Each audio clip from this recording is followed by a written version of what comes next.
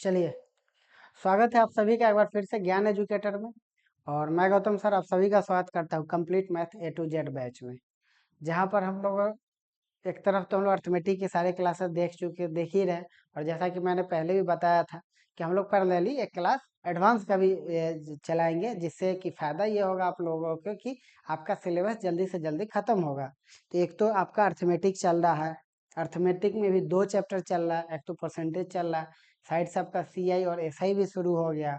और अब हम लोग एक एडवांस का भी चैप्टर स्टार्ट कर देंगे। साथ ही साथ आपका रीजनिंग और इंग्लिश, इसका भी आपकी क्लासेस लग रही है, डेली चल रही है। छठ का टाइम में हो सकता है कि बाकी सब्जेक्ट के आपको क्लास कम मिले, लेकिन बाकी चीज़ें आपका क्लियर रहेंगी। तो आज हम लोग उसी एडवांस के क्लास के रिगार्डिंग एक चैप्टर लेकर के आए हैं, उसके बारे में हम लोग डिस्कस करेंगे, समझेंगे कि क्या एडवांस होता है, किस तरीके से उसको टैकल करना चाहिए। तो देखिए, एडवांस मैथ क्या है ना कि एडवांस मैथ वर्षों से पहले, अगर काफ़ी साल पहले जाते तो 9th-10th में भी एडवांस का अलग से क्लास चलता था। एडवांस का अलग से क्या होता था, पढ़ाई होता था। एडवांस का पूरा एक, जैसे मैथ्स का हम लोग अर्थमेटिक पढ़ते उसी तरीके से एडवांस का एग्जाम भी अलग से होता था। वो चीज़ें बंद हो गई और बहुत सारा रीजन है कि बंद हो गए। इसके वजह से बच्चों को क्या होगा, वो डिफिकल्ट भी लगने लगा, क्योंकि पढ़ाई ही उस हिसाब से नहीं हो रहा है। तो जाहिर सी बात है कि डिफिकल्ट लगेगा। अर्थमेटिक जो चीज़ है वो हमारे आस पड़ोस हमारे जीवन में जो घटित होता है, लाभ हानि, आपका रेशियो, ये सब हो जाता है। चीज़ें तो ये भी हमारे आसपास की चीज़ है, लेकिन एडवांस कहीं ना कहीं जिसका नाम ही एडवांस हो, जाहिर सी बात है थोड़ा सा तो अर्थमेटिक की अपेक्षा एडवांस चीज़ें होंगी। दूसरा नंबर क्या है कि पहले थोड़ा अपेक्षाकृत आप एसएससी की बात करिए तो उसमें कम क्वेश्चंस आते थे एडवांस के कंपेरेटिवली। अभी के अपेक्षा अगर बात करिए तो पहले क्या होता था, पहले कम आता था। इधर कुछ सालों में एडवांस का पोर्शन बढ़ा, एडवांस से ज़्यादा क्वेश्चन आने लगे। एडवांस में तो बहुत सारे चैप्टर हो गए, जैसे अलजेब्रा हो गया, ट्रिगोनोमेट्री हो गया, आपका हाइट एंड डिस्टेंस हो गया, कोऑर्डिनेट हो गया, मेंसुरेशन, काफ़ी सारे चैप्टर हैं। लेकिन हर चैप्टर का अपना अलग अलग ये है। जैसे अलजेब्रा हो गया, अलजेब्रा कंपेरेटिवली आपको आसान लगता है, बाकी जो भी आपका पेपर है उसके अपेक्षा अलजेब्रा आसान लगता है, क्योंकि अलजेब्रा हम लोग बार बार यूज करते हैं। अलजेब्रा बहुत अच्छे से हम लोग बार बार उसका यूज करते हैं, इससे अलजेब्रा आसान लगता है। ज्योमेट्री में क्या चीज़ है, ज्योमेट्री में आपको थ्योरम याद रखना पड़ता है, इसलिए वो मुश्किल लगता है। लेकिन आपको इस तरीके से पढ़ाया जाएगा पूरे एडवांस कि आपको दिक्कत भी नहीं होगी, आपको उतना प्रैक्टिस भी करवाया जाएगा कि आपको कोई समस्या भी एग्जाम में नहीं आएगा। तो इस तरीके से आपको पढ़ाया जाएगा कि आपको आसानी से सारी चीज़ें क्लियर होगी, या कहीं से भी आपको कोई परेशानी नहीं होगी। तो चलिए हम लोग चलते हैं, आते हैं, देखते हैं कौन सा चैप्टर है। उसी चैप्टर के बारे में हम लोग पढ़ेंगे। तो वो चैप्टर है, उस चैप्टर का नाम है कोऑर्डिनेट ज्योमेट्री, निर्देशांक ज्यामिति। कोऑर्डिनेट ज्योमेट्री हम पहले ही बताते हैं कि हो सकता है कि कोऑर्डिनेट का हम लोग क्लास करें। कोऑर्डिनेट ज्योमेट्री का क्लास करने का पीछे रीजन ये भी है कि एक तो इस चैप्टर का और बाकी चैप्टर से बहुत ज़्यादा लेन देन नहीं है। जैसे कि आपको मेंसुरेशन पढ़ना है तो आपको ज्योमेट्री पढ़ लेना चाहिए पहले, क्योंकि थ्योरम उसमें का 2D में काम आता है। दूसरा ये बात है कि जो कोऑर्डिनेट ज्योमेट्री, इसमें बाकी चैप्टर से ज्योमेट्री तो है लेकिन बहुत ज़्यादा लेना देना नहीं है। बाकी अगर आप बेसिक बेसिक बातें भी अगर आपको पता है तो भी आप इस चैप्टर को आसानी से समझ सकते हैं और आसानी से बना सकते हैं। दूसरा नंबर बात यह है कि हर एग्जाम में क्वेश्चन भी इससे रहता है, तो 2-4 क्वेश्चन हर एग्जाम में रहता है, ये हो गया। इसके बाद एक और है कि छोटा चैप्टर है। बाकी अगर आप अलजेब्रा का बात करिए, ट्रिगोनोमेट्री का बात करिए, और ज्योमेट्री और मेंसुरेशन तो बड़ा है कि ना। उसके अपेक्षा आपका जो कोऑर्डिनेट ज्योमेट्री है वो आपका बिल्कुल थोड़ा सा छोटा चैप्टर है। आप चाहिएगा तो आसानी से 10 क्लास में आपका पूरा चैप्टर बढ़िया से पढ़ करके आपको पढ़ा दिया जाएगा और आपका खत्म भी हो जाएगा। यानी कि कम समय में हम लोग फिक्स एक चैप्टर बिल्कुल ख़त्म कर लेंगे। और ख़त्म का मतलब आपको अच्छे से पता है कि जब हम किसी चीज़ को ख़त्म करते हो बिल्कुल ख़त्म रहता है।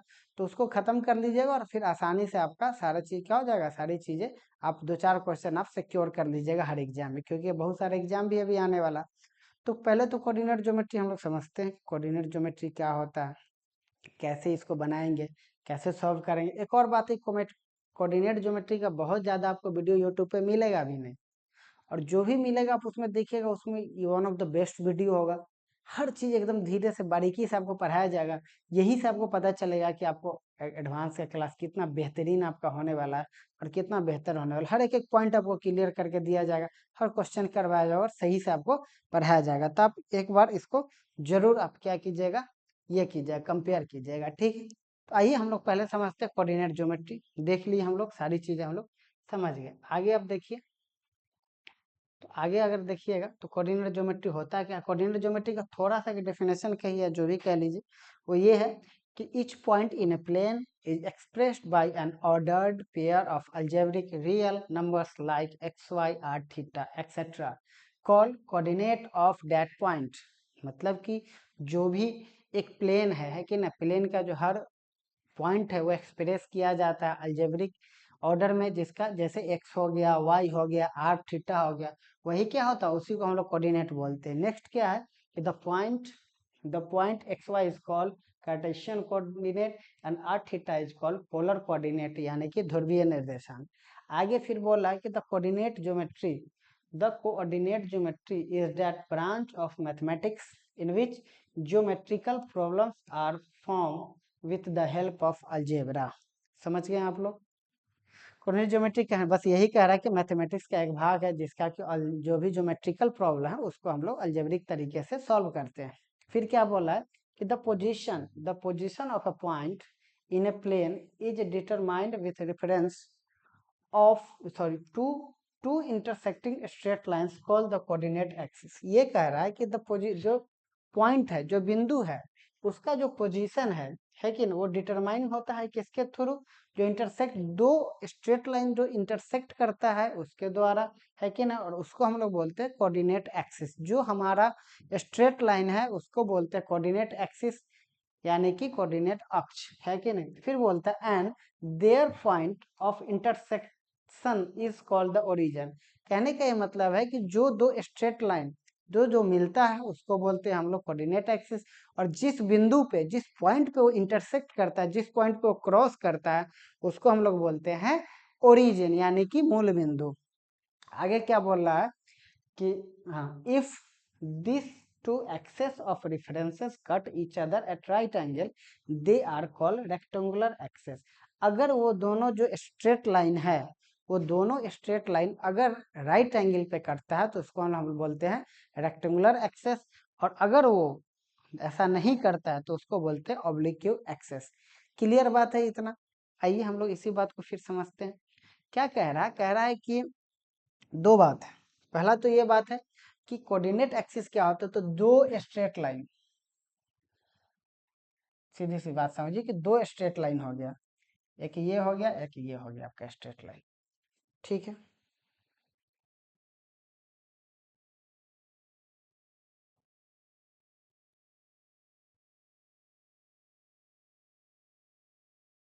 क्या हो गया आपका, दो स्ट्रेट लाइन हो गया, ठीक है। अब दो स्ट्रेट लाइन आपका हो गया तो उसको क्या करना है, दो स्ट्रेट लाइन हो गया, एक मिनट रुक जाइए।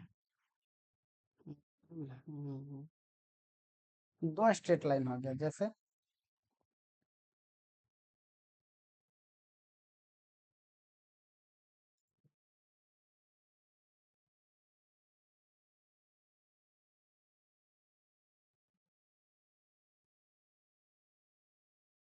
ये आपका दो स्ट्रेट लाइन हो गया, ठीक है।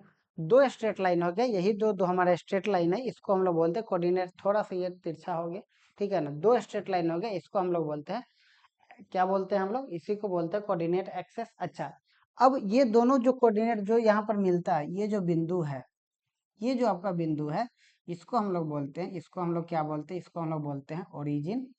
क्या बोलते हैं, ओरिजिन, यानी कि मूल बिंदु। क्या बोलते हैं, मूल बिंदु। ये बात आप अच्छे से समझ गए होंगे।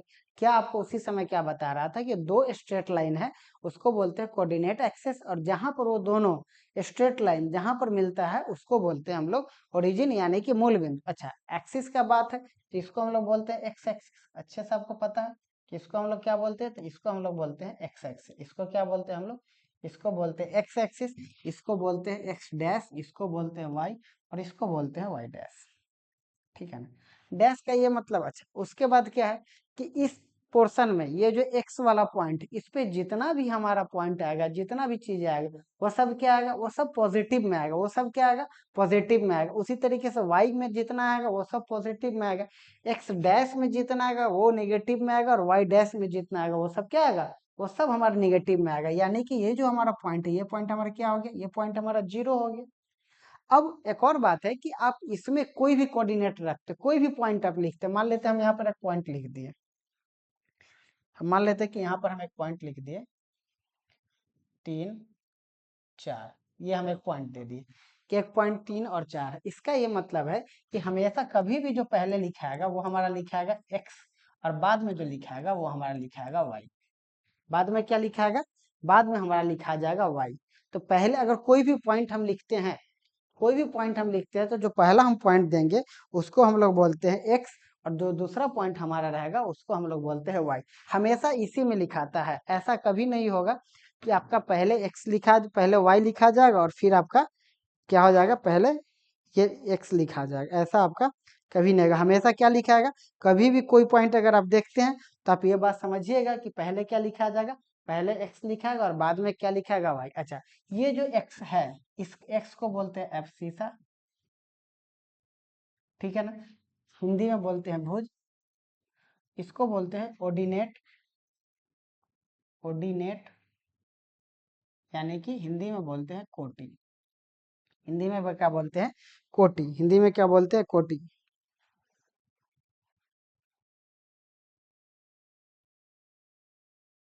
ठीक है, तो कहने का हम इतना बात आपको बस सीधी सी बात समझाए हैं कि जो कोई भी पॉइंट हम लिखते हैं तो उसमें पहले x लिखाता है, फिर क्या लिखाता है, फिर लिखाता है y। यानी और जो हमारा x वाला पोर्शन उसको बोलते हैं एब्सिसा, दूसरे को क्या बोलते हैं? ऑर्डिनेट, है कि नहीं? हिंदी में बोलते हैं भुज और इंग्लिश में बोलते हैं कोटि। अच्छा, एब्सिसा का स्पेलिंग आपका थोड़ा सा गलत हो गया, ये पहले सी होगा, एब्सिसा होता है कि नहीं, CISS। ठीक है, तो ये हो गया आपका। तो आपको इतनी बात समझ में आ गया हो कि एब्सिसा क्या होता है ना, और आपका ऑर्डिनेट क्या होता है। ठीक है, अब आगे देखिए, अब इसको हम लोग मिटाते हैं। ठीक है, इसका ये मतलब, अब एक और बात समझ के, जब भी हमारा कभी भी दो, जब हमारा स्ट्रेट लाइन जब क्रॉस करता है तो चार चार भाग बनाता है, 1 2 3 4, चार भाग बना रहा है। अब इस चारों भाग को कहते क्या हैं? तो इसको बोलते हैं फर्स्ट क्वाड्रेंट, इसको बोलते हैं फर्स्ट क्वाड्रेंट, इसको बोलते हैं सेकेंड क्वाड्रेंट, इसको बोलते हैं सेकेंड क्वाड्रेंट, इसको बोलते हैं थर्ड क्वाड्रेंट, और ये हमारा हो जाएगा फोर्थ क्वाड्रेंट। ये आपको त्रिकोणमिति, ट्रिगोनोमेट्री में भी आप इसका आपको काम आएगा। इसको बोलते हैं फोर्थ क्वाड्रेंट। अच्छा, अब फोर्थ क्वाड्रेंट बोलते तो ये सब प्लस प्लस हो गया, साइन कैसा रहेगा? इसमें भी प्लस रहेगा, इसमें भी प्लस रहेगा। क्लियर? क्योंकि x भी प्लस है, y भी प्लस है। इसमें कैसा साइन रहेगा? तो इसमें x हो जाएगा माइनस और y क्या हो जाएगा? प्लस, तो माइनस प्लस। इसमें क्या हो जाएगा? इसमें x भी माइनस, y भी माइनस, और इसमें क्या हो जाएगा? तो इसमें x प्लस हो जाएगा और y क्या हो जाएगा? y हमारा माइनस हो जाएगा। इतना बात आपको क्लियर है? यहाँ तक कोई समझने में दिक्कत है? कोई दिक्कत नहीं होगा। अच्छा, उसके बाद देखिए, ये आपका 0 हो जाएगा, ये यहाँ से 90 डिग्री हो जाता है, फिर ये 90 डिग्री हो जाता है, फिर ये 90 डिग्री, फिर ये 90 डिग्री। एक बात और आपको पता होगा कि ये जो चीज है, ये जो कटता है लाइन, ये स्ट्रेट लाइन है, ये किस पे करता है? 90 डिग्री पे करता है, और 90 डिग्री पे करता है, इसीलिए इसको हम लोग क्या बोलते हैं? हम लोग इसको बोलते हैं रेक्टेंगुलर एक्सेस, रेक्टेंगुलर एक्सेस। ठीक है ना, हम लोग क्या बोलते हैं? ये जो पूरा है इसको हम लोग क्या बोलते हैं? Rectangular axes. अगर इसको छोड़ करके, अगर हमारे पास अगर ऐसा कट जाता, दो स्ट्रेट लाइन ऐसे कट जाता, तो ये हमारा रेक्टेंगुलर नहीं होता। ठीक है ना, ये ऑब्लिक क्यू एक्सेस हो जाएगा। ठीक है ना, जो हम लोग पहले चर्चा कर चुके हैं। तो इसको हम लोग क्या बोलेंगे? ये हमारा चार क्वाड्रेंट हो गया, इसको एक्स है, इसको वाई है। ठीक है ना, इसको बोलते हैं ऑर्डिनेट, ऑर्डिनेट कोटि, इसको बोलते हैं एब्सिसा, भुज। ठीक है ना, ये सारा पॉइंट है, ये सारा पॉइंट आप नोट कर लीजिए, इसका स्क्रीनशॉट ले लीजिए। सारी बात हम आपको क्लियर कर दिए। ठीक है,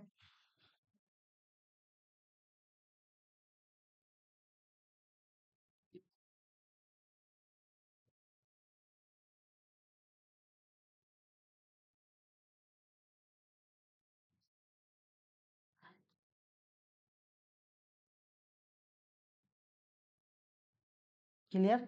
आगे होगा आपको अच्छे से समझ में। अब हम लोग आगे देखते हैं। अब आगे देखते हैं, देखिए, एक हो सकता है, देखते हैं कुछ सवाल हुआ है, छोटा सा सवाल आपके, सॉरी, एक छोटा सा सवाल आपके पास आएगा कि क्या बोल रहा है कि बिंदु 2,7 किस चतुर्थांश में होगा? यानी कि बोल रहा है कि पॉइंट -2 और 7 किस क्वाड्रेंट में होगा। -2 का मतलब -2 पहले लिखा, यानी कि ये x पॉइंट हो गया और ये क्या पॉइंट हो गया, y। तो बताइए कौन से क्वाड्रेंट में x माइनस रहता है और y प्लस में रहता है। तो आपको यहाँ पर आपको पता चल जाएगा कि देखिए किस क्वाड्रेंट में x माइनस प्लस रहता है, तो किस क्वाड्रेंट में है, ये है आपका सेकेंड क्वाड्रेंट में। तो सेकेंड क्वाड्रेंट में है तो हम इसको बोलेंगे क्या कि इसको इस क्वाड्रेंट में है, तो हम लोग बोल देंगे ये हमारा है सेकेंड क्वाड्रेंट में। किस क्वाड्रेंट में है, सेकेंड क्वाड्रेंट में। यही जवाब होगा। आप सोचिएगा सर इतना आसान क्वेश्चन, एग्जैक्टली ये सवाल एग्जाम में पूछा हुआ है, डाटा चेंज होगा लेकिन इस तरह का सवाल एग्जाम में आया हुआ है, ठीक है, इसीलिए आपको बताया जा रहा है। फिर से एक आसान सा question, what is the abscissa of 4 5, 4 5 का भुज क्या है। भुज आपको अच्छे से पता है, भुज का मतलब क्या होता है, तो भुज का मतलब होता है एक्स यूनिट, यानी एक्स वाला ये है, यानी कि कितना हो जाएगा, 4 हो जाएगा, आंसर हो जाएगा। ये सब सवाल भी एग्जाम में, ये दोनों सवाल आया हुआ है, इसीलिए आपको बताया हुआ है। क्लियर यहाँ तक, कोई बात नहीं, आगे बढ़ते अगला सवाल देखिए। अच्छा अगला सवाल भी है। सवाल क्या है कि if abscissa of 3x plus 2y minus 12 is equal to 0 is 2 then tell its ordinate. देखिए ये एब्सिसा, और इसीलिए हम बताएं कि देखिए एक नाम है बस, कि एक्स को हम लोग एब्सिसा बोलेंगे और वाई को हम लोग ऑर्डिनेट बोलेंगे। लेकिन कई बार क्या होता है, बच्चे इस नाम को नहीं जान पाता है और उनको लगता है कि पता नहीं क्या पूछ दिया, और वो बेवजह का घबरा जाते हैं। तो ये बिल्कुल ही आसान सा सवाल है, अगर आपको पता है तो। देखिए क्या बोला है कि 3x प्लस 2y माइनस 12 बराबर 0 है, का भुज कितना है, 2 हो गया। तो आपसे पूछ रहा कोटि, तो भुज बुआ है मतलब कि x का मान दिया, तो x का मान 2 हो गया। 2y इज इक्वल टू 12 यानी कि 12, यानी कि ये आपका आ गया 6 प्लस 2y बराबर हो गया 12। तो 2y बराबर कितना आ जाएगा, 12 माइनस 6, यानी कि y बराबर आ जाएगा 6/2 यानी कि 3। यानी कि इसका कोटि कितना हो जाएगा, इसका कोटि आपका हो जाएगा 2। y का मान सॉरी 3, y का मान कितना आ गया, y का मान 3 आया। इसीलिए हम बोलेंगे कि इसका कोटि जो है, ऑर्डिनेट जो है वो कितना हो गया, वो हमारा हो गया 3। आप एकदम हम आपको बता ही दिए कि आपको one of the best video आपको यूट्यूब पे कोऑर्डिनेट का मिलने वाला है। आप एकदम से क्लास देखिए, रेगुलर क्लास देखिए, आपको एक एक छोटा छोटा पॉइंट हो आएगा समझ में, और कभी भी आपको पूरे लाइफ टाइम आपको कभी दिक्कत नहीं होगा। आगे बढ़िए।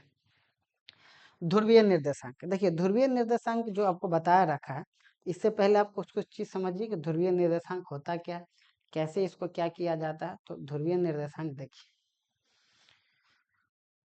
क्या होता है। ध्रुवीय निर्देशांक जैसे कोऑर्डिनेट हो गई,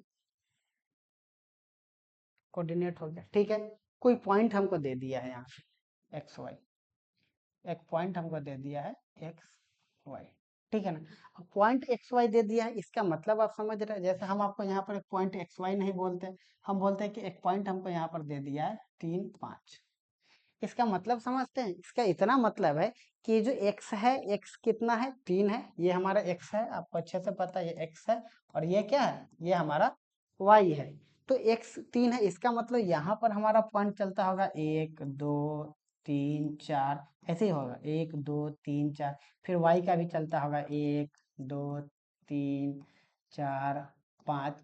ये बात है, कहने का ये मतलब है कि यहाँ से लेकर के यहाँ तक का जो डिस्टेंस है वो कितना है, वो आपका 3 है। और y में यहाँ से यहाँ तक का डिस्टेंस कितना है, ये आपका क्या है, ये आपका क्या है, ये आपका है, ये आपका कितना है, ये आपका 5। इसका ये मतलब होता है कि अगर 3 से 5 अगर कोई लिखे हुए है, अगर कोई ऐसे करके ये लिख दिया ये पॉइंट 3 है और ये पॉइंट 5 है, इसका मतलब यहाँ से यहाँ तक का डिस्टेंस कितना हो गया, ये 3 हो गया। और ये जो y का जो पॉइंट है, यहाँ से यहाँ तक का डिस्टेंस कितना हो गया, ये हो गया 5।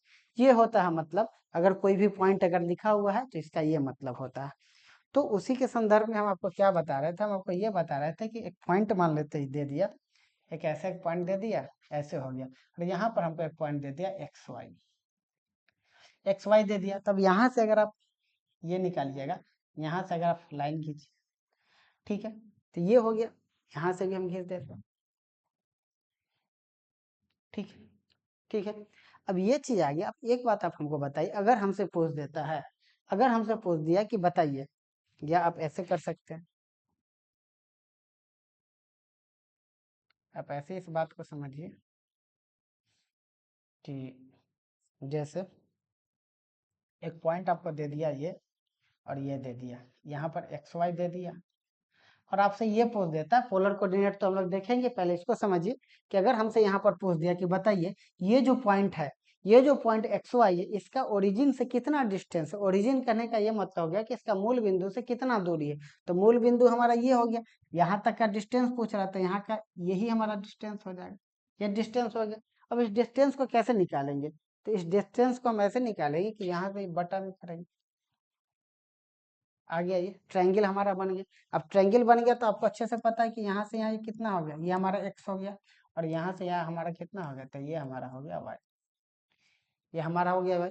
अब ये 90 डिग्री है, तो 90 डिग्री है तो क्या बन गया, ये हमारा बन गया। तो हाइपोटेनस वाला फॉर्मूला लगाएंगे, तो हाइपोटेनस वाला मतलब कि ये हमारा कितना हो जाएगा, तो मान लेते हैं अगर ये आर हो गया तो ये हो जाएगा हमारा root x square plus y square. क्या हो जाएगा, root x square plus y square. कहने का ये मतलब है कि मूल बिंदु से मूल बिंदु से किसी बिंदु के बीच की दूरी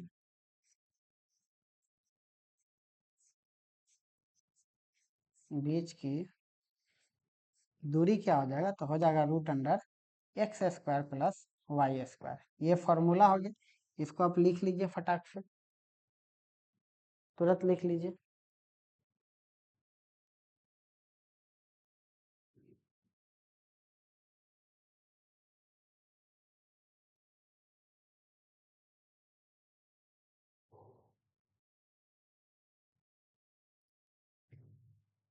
लिख लिया आप। अब आगे हम लोग आ जाते हैं फिर से जिस पे हम लोग थे। हम लोग कहाँ थे, तो हम लोग थे पोलर कोऑर्डिनेट, ध्रुवीय निर्देशांक। देखिए,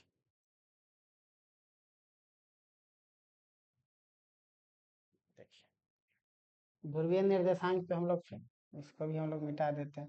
तो ध्रुवीय निर्देशांक पे थे, तो अब एक बात आप यहाँ से बताइए, यहाँ से ये हमारा आर हो गया, ये हमारा आर हो जाएगा, ये थीटा हो गया, ठीक है, ये 90 डिग्री हो गया। अच्छा, अब एक बात बताइए कि यहाँ से हमसे बोल देता है कि बताइए साइन थीटा बराबर क्या होगा। साइन थीटा बराबर आपको अच्छे से पता होना चाहिए कि साइन थीटा बराबर होता है परपेंडिकुलर बटा बेस, है कि सॉरी परपेंडिकुलर बटा एच, है कि नहीं। मतलब कि ये हो जाएगा पी बाई एच, तो पी बटा एच हो जाएगा। तो पी हमारा कितना है, तो परपेंडिकुलर हमारा कितना है, वाई दिया हुआ है, एच कितना है, तो एच आर दिया हुआ है। कोई दिक्कत यहाँ तक, कोई दिक्कत नहीं। अब हमसे मान लेते हैं, पूछ दे बताइए कॉस थीटा बराबर क्या होता है, तो कॉस थीटा होता है बेस बटे हाइपोटेनस। तो बेस कितना हो गया एक्स, एच कितना हो गया आर हो गया। क्लियर, कोई दिक्कत यहाँ से। अब यहाँ से हम मान लेते हैं, हम यहाँ से y निकालेंगे, तो y बराबर हमारा क्या हो जाएगा, आर साइन थीटा। x कितना हो जाएगा, यहाँ से हमारा x हो जाएगा आर कॉस थीटा। कहने का ये मतलब है कि निर्देशांक ज्यामिति पोलर कोऑर्डिनेट क्या होता है, तो पोलर कोऑर्डिनेट ये होता है कि ये जो एक्स वाई है, ये जो हमारा पॉइंट एक्स वाई है, इस एक्स वाई के बदले जो हम लोग ये आर साइन थीटा और कॉस थीटा लिखेंगे, इसका जो मान लिखेंगे यही हमारा क्या होता है, यही हमारा होता है पोलर कोऑर्डिनेट। मतलब एक्स बराबर कितना आ गया, आर कॉस थीटा आ गया, और वाई बराबर कितना आया, तो ये आ गया आर साइन थीटा। तो यही हमारा हो गया पोलर कोऑर्डिनेट। क्या हो गया, यही हमारा पोलर कोऑर्डिनेट हो गया। आर बराबर आपको अच्छे से पता है कि क्या होता है, root under x square plus y square होता है। तो ये चीज है, यही होता है हमारा ध्रुवीय निर्देशांक, यही होता है हमारा पोलर कोऑर्डिनेट। इसको नोट कर लीजिए आप।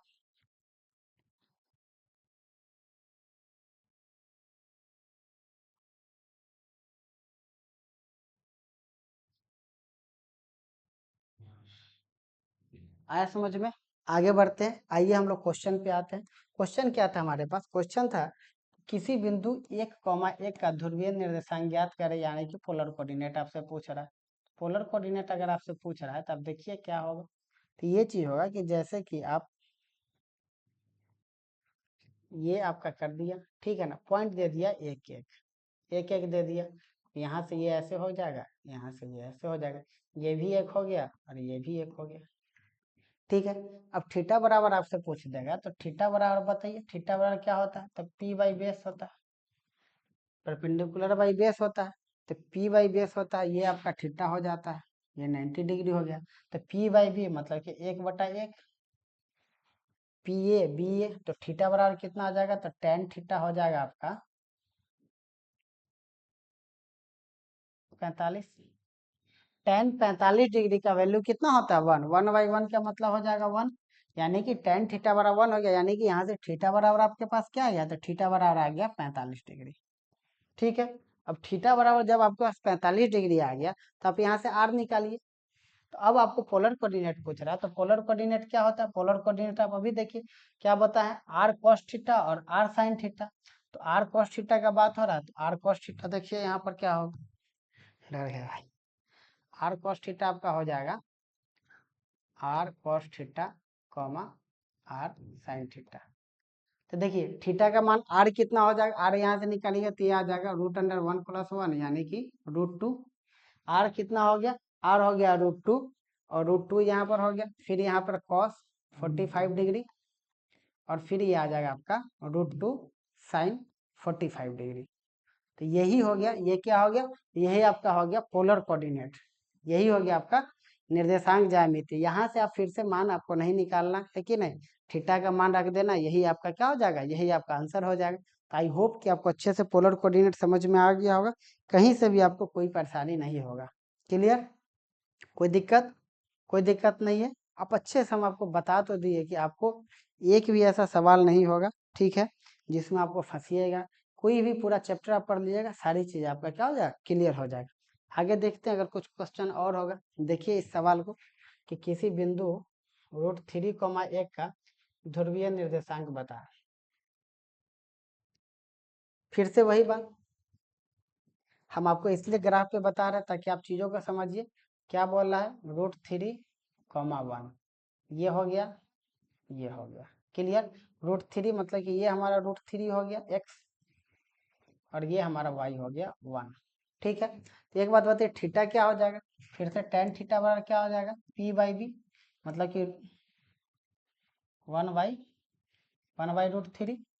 अगर टेन थीटा का मान अगर आप लोग को पता होगा तो आपको पता होगा कि टेन 30 डिग्री का मान कितना होता है, टेन 30 डिग्री का मान होता है 1/√3। टेन 30 बराबर 1/√3 होता है। तो यहाँ से हमारा थीटा बराबर कितना आ गया था, थीटा बराबर आ गया हमारा 30 डिग्री।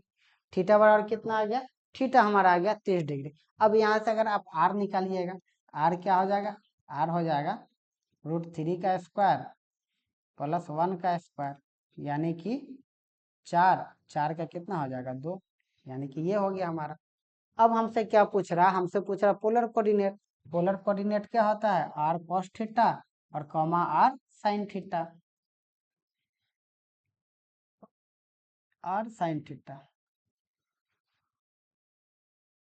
अच्छा, अब आर का मान कितना दिया, आर हमारा 2 हो गया, आर कितना हो गया, आर 2 हो गया, और कॉस कितना, कॉस 30 डिग्री और फिर से 2 तो साइन 30 डिग्री। तो यही क्या हो जाएगा हमारा, यही हमारा हो जाएगा पोलर कोऑर्डिनेट। ये क्या हो जाएगा, यही हमारा हो जाएगा पोलर कोऑर्डिनेट। तो हमको उम्मीद ही नहीं बल्कि पूरा विश्वास है कि आपको अच्छे से पोलर कोऑर्डिनेट आपको समझ में आ गया होगा, ध्रुवीय निर्देशांक। तो चलिए आगे देखते हैं कि आगे क्या है सवाल। आगे है सवाल कि मूल बिंदु से दूरी क्या होगा, what will be the distance of point 4, 5 from the origin, मतलब मूल बिंदु से दूरी क्या है। अब इस क्वेश्चन को देखिए, इस क्वेश्चन को एक तो आपको फॉर्मूला हम बता चुके हैं। फॉर्मूला हम आपको क्या बताएं कि √4 का स्क्वायर +5 का स्क्वायर, यानी कि √16 +25, यानी कि कितना आ गया, ये हमारा आ गया √41। यही हमारा आंसर हो जाएगा। कैसे बनेगा, ये ऐसे बनेगा कि ये एक है, ये एक पॉइंट हो गया 4 और एक पॉइंट हो गया 5, यानी कि ये और ये, तो ये हमारा हो गया 4 यहाँ से यहाँ तक और ये हमारा हो गया 5 यहाँ से यहाँ तक। सीधी सी बात। तो हमसे क्या पूछ रहा है, हमसे ये पूछ रहा है, तो कितना होगा, ये हमारा हो गया 41 यानी कि 41। क्लियर है, चलिए आपको क्वेश्चन भी प्रैक्टिस कराया जाए, आपको बताया भी जाएगा, आपको सब कुछ करवाया जाएगा। देखिए सी का मान ज्ञात कीजिए, यदि C, 4 और मूल बिंदु के बीच की दूरी 5 सेंटीमीटर है। अच्छा, मूल बिंदु के बीच की दूरी, आप ऐसे क्वेश्चन समझिए, ये दिया हुआ है एक बिंदु है C, 4, इसका मूल बिंदु से दूरी पूछ रहा है। दूरी ये दिया हुआ है कि ये है 15, सॉरी ये कितना है, ये आपको 5 दिया हुआ है, ये कितना दिया हुआ है, ये आपको 5 दिया हुआ है। तो बताइए यहाँ पर क्या बनाएगा। आपको ऐसे भी दिख रहा होगा कि अगर ये 5 है, ये 4 है, तो अगर आप त्रिकोणमिति पढ़ रहे होंगे तो आपको दिख रहा होगा ये तो ट्रिपलेट है, ये 3 होगा।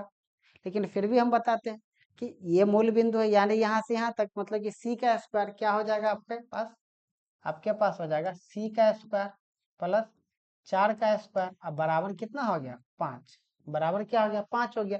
ये उधर जाएगा तो सी का स्क्वायर प्लस 16 बराबर 5 का स्क्वायर, यानी कि कितना हो जाएगा, ये आ जाएगा 25। यानी कि सी का स्क्वायर कितना हो जाएगा 25 माइनस 16, यानी कि सी बराबर कितना आ जाएगा, सी का स्क्वायर 9, यानी कि सी बराबर क्या आ जाएगा +-3। तो यही हमारा आंसर हो जाएगा, क्या हो जाएगा +-3 हो जाएगा। ठीक है, आपको ये भी लग रहा हो कि अरे सर सी बराबर, जैसे आप सी लिखे, तो सी बराबर सी स्क्वायर ओवर 9, तो हम तो ऐसे भी कर सकते हैं सी का रूट अंडर 9 मतलब सी बराबर 3, है ना। तो ये कैसे, आप इस बात को समझिए कि सी ये तो हम कर देते हैं, लेकिन सही तरीका ये नहीं है। सही क्या है, सही ये है कि अगर सी स्क्वायर बराबर 9 है तो सी का जो मान है, सी का मान +3 के लिए भी सेटिस्फाई करता है और -3 के लिए भी सेटिस्फाई करता है कि नहीं। अगर +3 का होल स्क्वायर कीजिएगा, +3 का होल स्क्वायर किए तो ये भी 9 आएगा, -3 का होल स्क्वायर कीजिएगा तो भी 9 आएगा।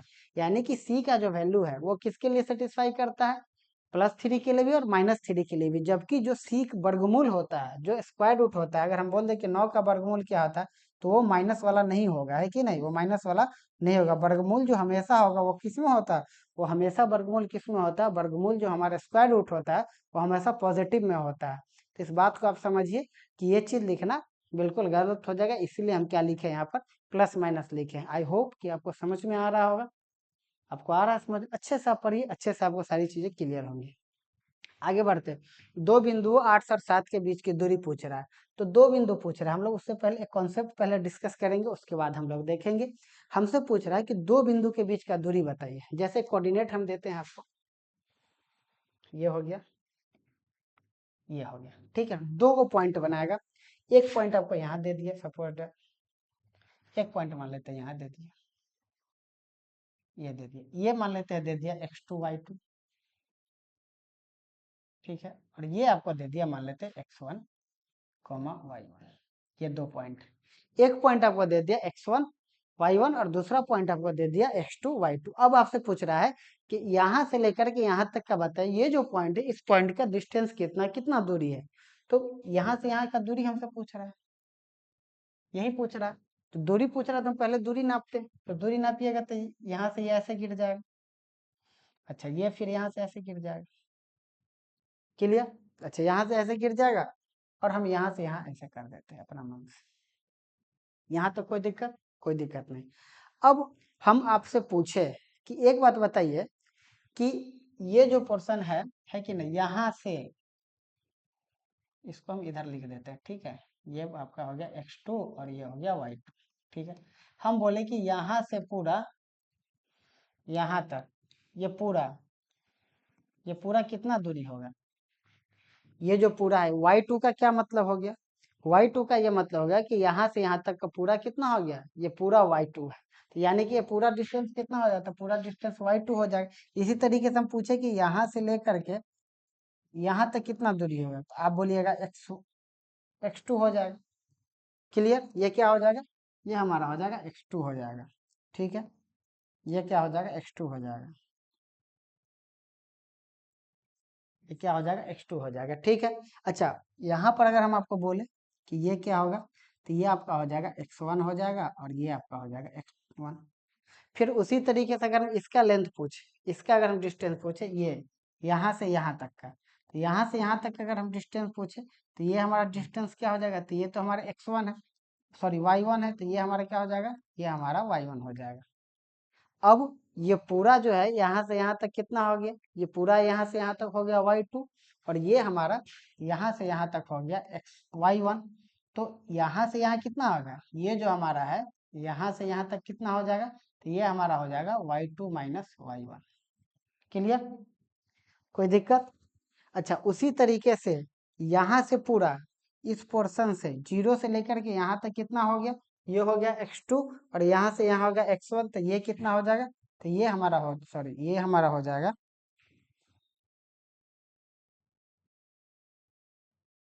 ये हमारा हो जाएगा x2 माइनस x1 हो जाएगा, ये हमारा हो जाएगा।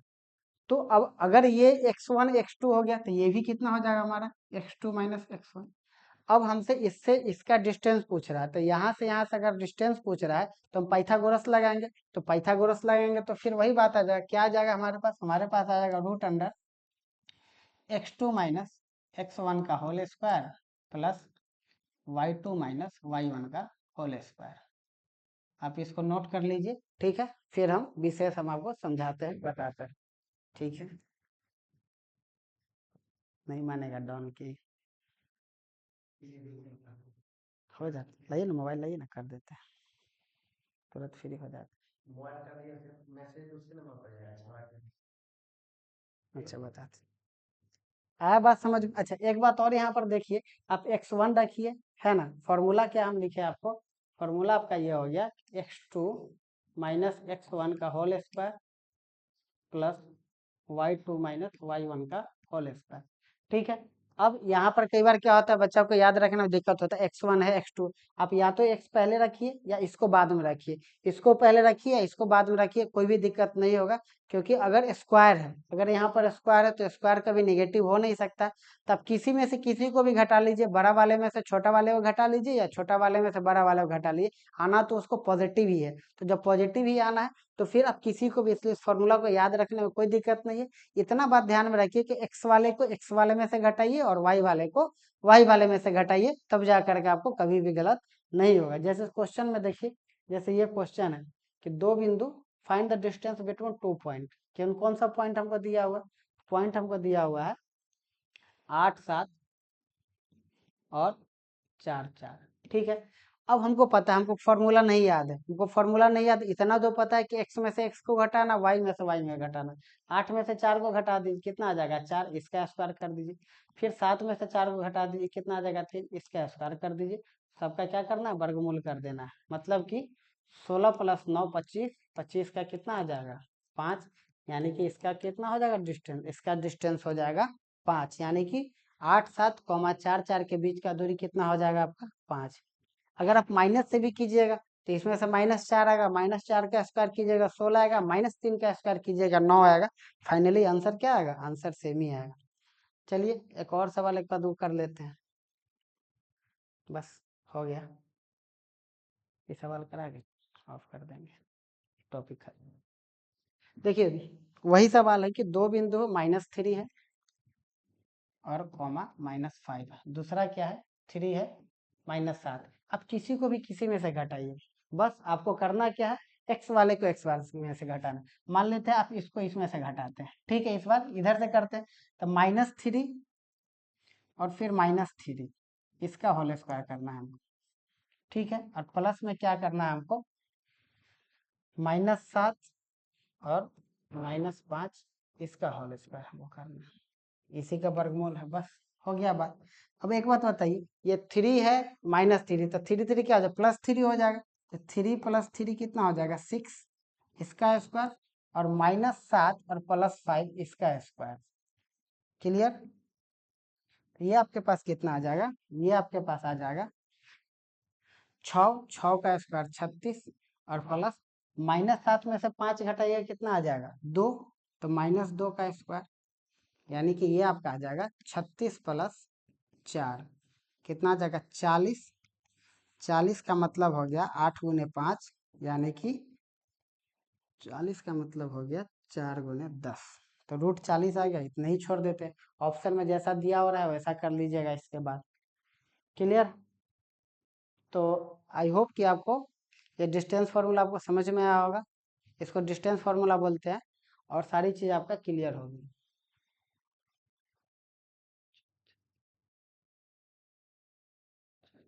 ठीक, चलिए आगे बढ़ते हैं।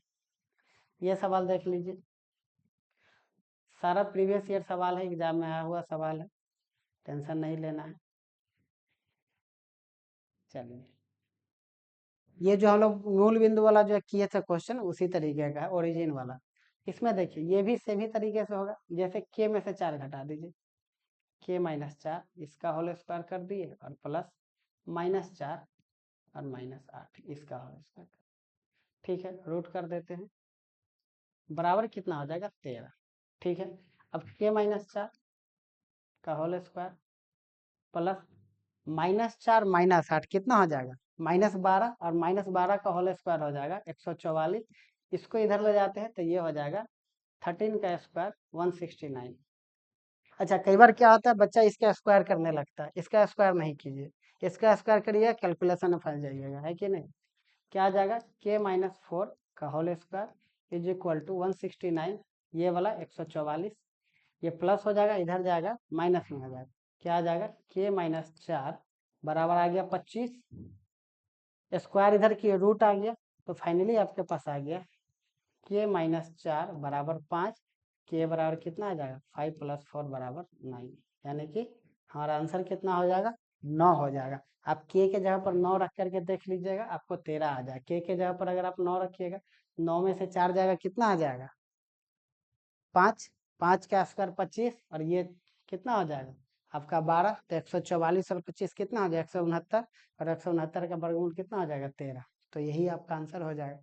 ऐसे ही सब सवाल को इतना कैलकुलेशन नहीं करना, हम तो पढ़ा रहे इसलिए कर रहे हैं, ऐसे करके बाई ऑप्शन रहेगा तो ऑप्शन से आप कर सकते हैं, ठीक हो। चलिए आगे देखते हैं, एक आध सवाल अगर और होगा तो। ये भी सवाल देखिए, ये भी सवाल डिस्टेंस फार्मूला से ही है कि नहीं, इस सवाल को ही बनाइए, ये भी सवाल आपसे बन जाएगा। जैसे क्या बोल रहा है, आपसे पूछ रहा है कि त्रिभुज कौन सा है।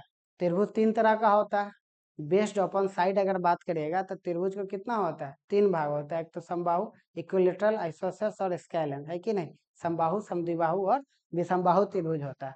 तो तीनों को देखिए, ऐसे आपको क्या बोला, वर्टेक्स समझते हैं, शीर्ष होता है।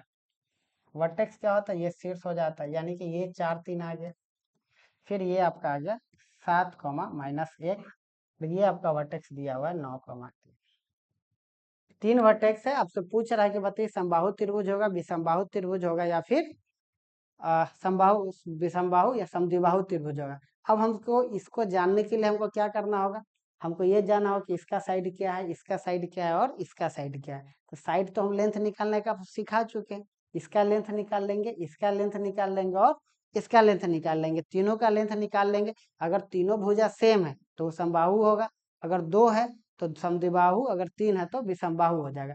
अच्छा, इसका निकालते हैं, 7 में से 4 घटाइए, कितना आ जाएगा 3, 3 का स्क्वायर 9, ठीक है। -1 में से -3 यानी कि 16, यानी कि 16 रूट, यानी कि कितना आ गया, ये हमारा आ गया 5। इसका साइड कितना आ गया 5 आ गया। इसमें देखिए 4 में से 9 घटाइएगा 5, 5 का स्क्वायर 25, प्लस 3 में से 3 घटाइएगा 0, यानी कि इसका भी कितना आ गया 5 आ गया। इसका करिए, 9 में से 7 घटाइए 2, 2 का स्क्वायर 4, और 3 में से करिए 4, 4 और 3 में करिए 16, यानी कि कितना हो गया, ये हो गया 20। यानी कि कितना भुजा मिल रहा है, 2 भुजा मिल रहा है। तो जब 2 भुजा मिल रहा है, यानी कौन सा हो जाएगा, समद्विबाहु त्रिभुज। कौन सा हो जाएगा, ये हमारा हो जाएगा समद्विबाहु त्रिभुज। तो इस तरीके से आप डिस्टेंस फार्मूला से इतना तरह का, भिन्न भिन्न तरह का आप सवाल बना सकते हैं।